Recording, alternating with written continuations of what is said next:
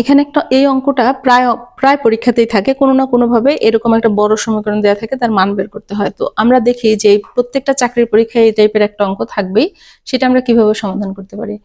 a equal 1/a equal 0, a minus 1/a equal 0 হলে a to the power 5 এবং 1/a two the power 5 equal to কত।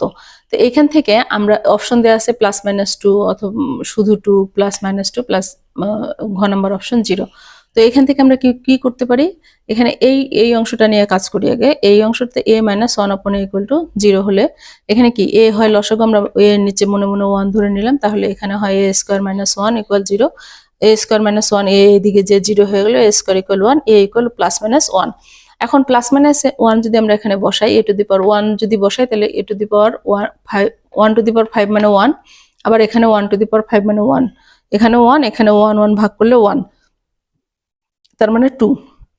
আবার যদি minus 1 বসাই, তাহলে মাইনাস 1 টু দি পাওয়ার 5, আবার মাইনাস 1 টু দি পাওয়ার 5, এখানেও মাইনাস 1 আসে, এখানেও মাইনাস আসে।